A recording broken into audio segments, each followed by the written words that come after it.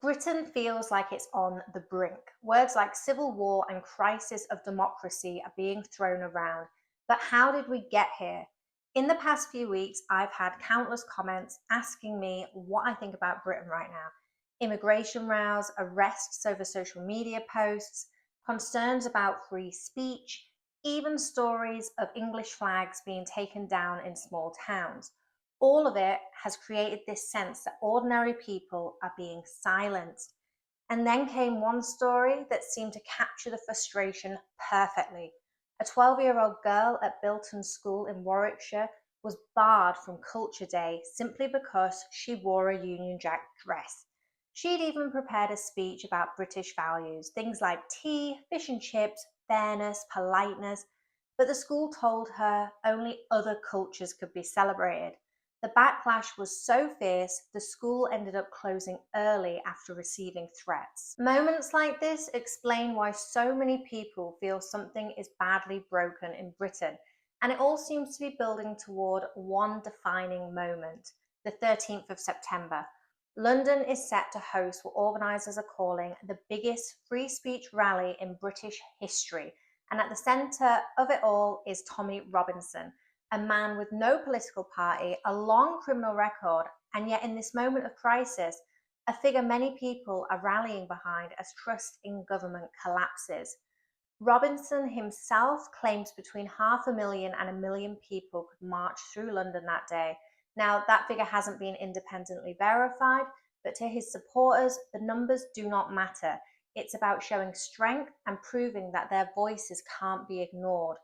At the same time, anti-racist campaigners are organising their own march to oppose it. Two groups, two visions of Britain colliding on the same streets. So, is this really just about free speech, or is there something more going on? Robinson and his supporters frame the event as a stand for freedom, claiming ordinary people are being silenced.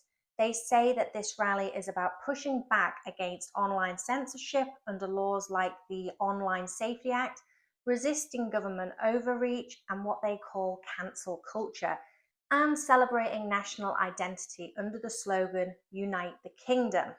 And to give you a sense of how much momentum this rally has, I'm going to play a short clip of a song created just for September 13th. The full version is linked in the description. From the north to the south, we stand as one.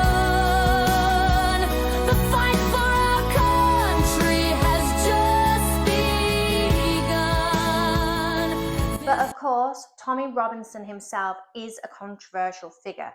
His real name is Stephen Yaxley Lennon, and his convictions include assault, passport fraud, mortgage fraud, and contempt of court.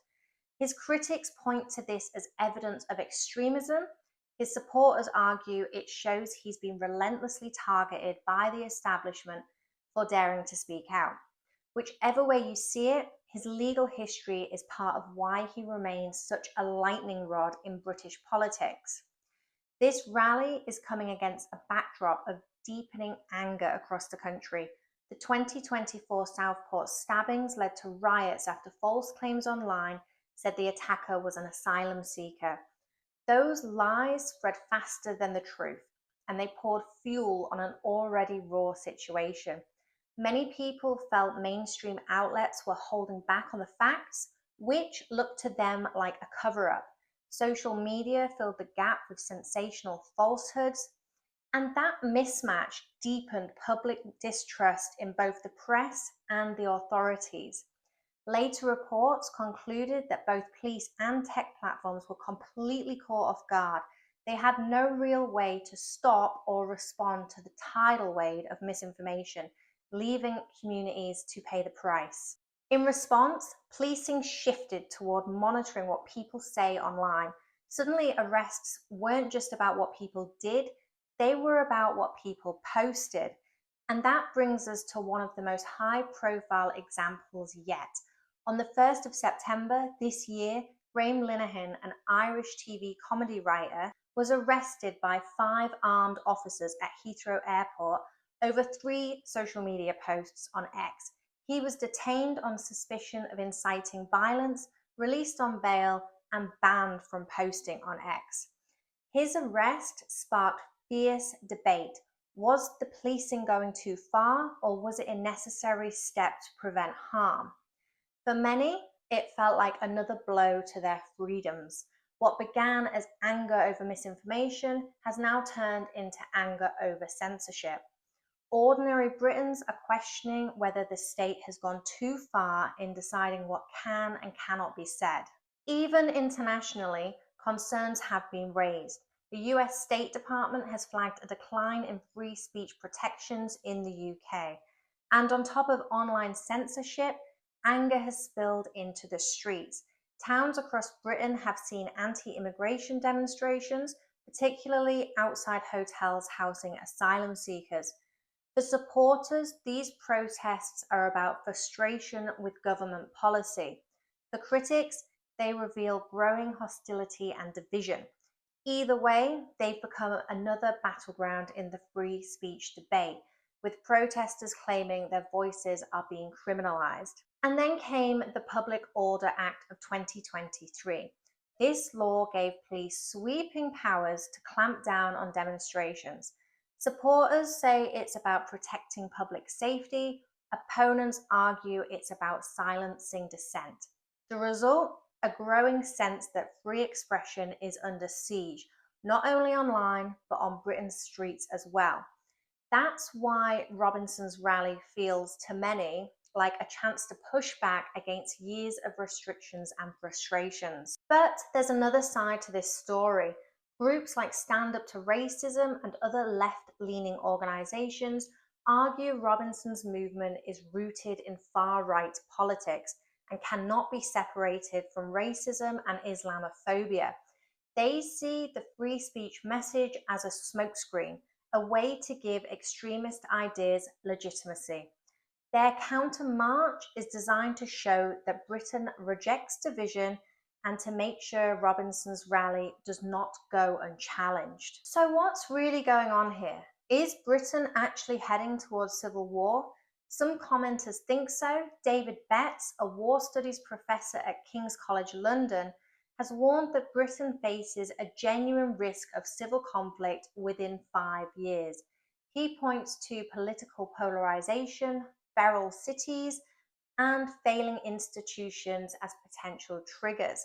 Nigel Farage has leaned into alarmist rhetoric about Britain's direction, while senior police leaders have urged politicians to stop stoking division, saying that kind of language risks fueling unrest.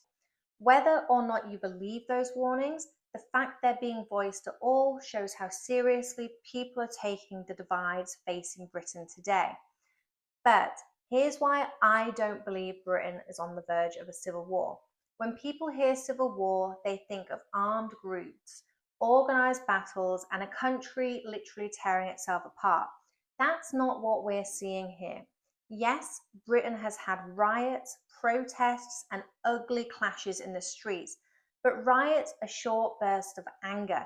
Civil war is something very different. It means sustained, organized conflict with leadership, weapons, and factions fighting for power. Britain doesn't have that. We don't see militias or breakaway armies forming. The police and armed forces, for all the criticism they face, remain unified. Institutions still work, elections happen, courts operate, laws are enforced. That's not what a nation on the brink of civil war looks like.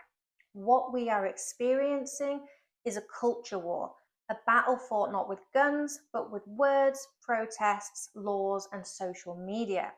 It's about values, identity, and who gets to define the meaning of free speech in modern Britain. Even the Metropolitan Police Commissioner has admitted his officers are being dragged into policing a toxic cultural divide. So here's the real clash. Robinson's supporters say September 13th is about defending freedom, national pride, and ordinary people's right to speak. His opponents say it's a far-right rally in disguise and that staying silent would mean accepting it. The scale of turnout, whether it's tens of thousands or closer to the million Robinson claims, will shape how this day is remembered. What really matters is how it reshapes the wider debate over free expression in Britain. To some, September 13th is a stand for liberty. To others, it's a fight against hate.